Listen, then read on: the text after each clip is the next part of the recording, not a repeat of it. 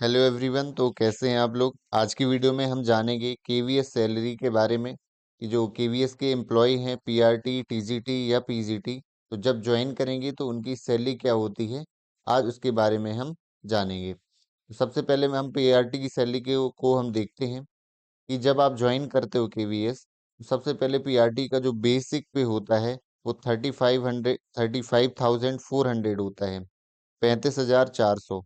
तो इसी को बेस बनाकर मैंने सैलरी ये बना रखी है। सैलरी स्लिप में एग्जैक्ट ये इन्हीं कैलकुलेशन के थ्रू बनाई जाती है।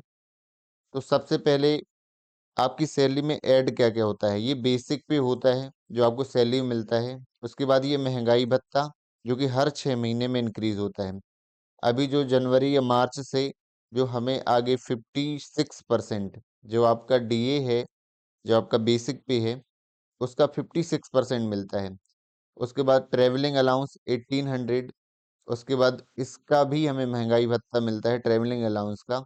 उसके बाद जो 10% है, ये मैंने अलग अलग क्यों लिखा है, क्योंकि सिटी वाइज जो जेड वाई और एक्स, तो जेड सिटी में जो रहता है सबसे छोटे शहरों में, वहाँ 10% होम अलाउंस मिलता है। फिर वाई सिटी में जो है वो 20% मिलता है, और एक्स सिटी में आपको 30% होम अलाउंस मिलता है, एचआरए मिलता है, हाउस रेंट अलाउंस। इसके बाद मैं सिटी के नेम भी आपको दिखाऊंगा कि कौन सी सिटी किसके अंतर्गत आती है। तो आपका यदि हम बेसिक लें कि आपका जेड सिटी है, ठीक है, और जेड सिटी में आपका जो होम अलाउंस जो रहेगा वो 10% रहेगा, किसका, हमारे बेसिक पे का। 35,400 हमारी सैलरी हो जाती है। हमारा 56% बन जाता है 19,824, 1,800 रुपये ट्रैवलिंग अलाउंस।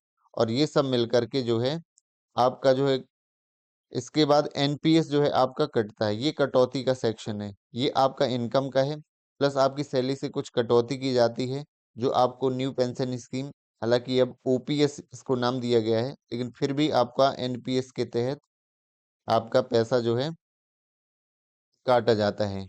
और यूपीएस अभी जो है करंट में गवर्नमेंट ने चेंज किया है, यूनिफाइड पेंशन स्कीम। उसके बारे में भी आप अलग वीडियो बना देंगे कभी। तो इसमें आपका जो 10% है, बेसिक प्लस डीए दोनों का 10% आपका ये कटता है, और उससे ज़्यादा 14% गवर्नमेंट हमारी मिलाती है।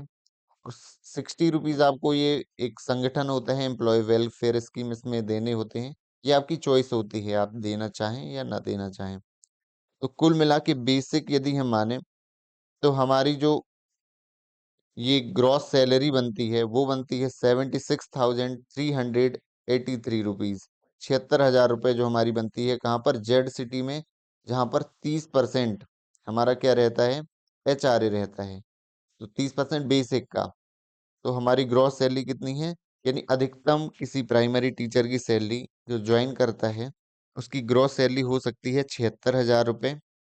और जो न्यूनतम जो एक्स सिटी में 10% जिसका एचआरए होता है, उसकी ग्रॉस सैलरी मिनिमम कितनी हो सकती है, 69,000 रुपये।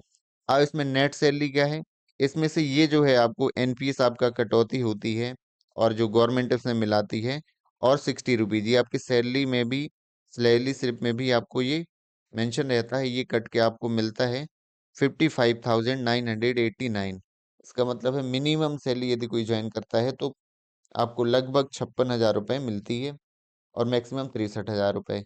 इसी तरह टीजीटी में आप देख सकते हो, क्योंकि टीजीटी का बेसिक पे रहता है 44,900, बाकी फॉर्मूले सेम रहते हैं।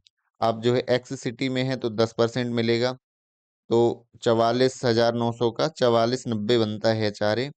बाकी सेम फॉर्मूले होते हैं। तो आपको नेट सैलरी जो है 70,000 जो है मिनिमम सैलरी आपको एज अ टीजीटी मिलती है। और मैक्सिमम यदि आप मेट्रोपॉलिटन सिटी में है तो 79,000 आपको नेट सैलरी इन हैंड आपको मिलेगी उसमें। पीजीटी की बात करें तो उनका जो बेसिक पे होता है वो 47,600 होता है। तो इसके हिसाब से आपको यदि बहुत छोटे शहर में हो तो भी नेट सैलरी आपको 73,000 मिलती है, और जेड सिटी में आपको 82,178। अब आप देखेंगे टीजीटी और पीजीटी में ज़्यादा अंतर नहीं है, क्योंकि टीजीटी आपका क्या है 44,900, और 2 साल बाद ही आपका बेसिक पे हो जाएगा 47,600, 2 साल बाद ही टीजीटी वाला व्यक्ति पीजीटी की सैलरी पाने लगता है। वहीं पीआरटी का जो 35,400 है, वो लगभग 9 सालों में टीजीटी के बराबर सैलरी वो प्राप्त करता है, उसको मिलती है। तो ये तो मैंने सैलरी की बता दी, आप खुद कैलकुलेशन कर सकते हो। इसके बाद मैट्रिक्स 6 टेबल मैंने डाउनलोड कर रखी है इसमें, 7वें वेतनमान के आधार पर। तो इसमें हम देखेंगे कि हमारा जो बेसिक पे है, आप देख सकते हो इसमें, हमारा है 4200।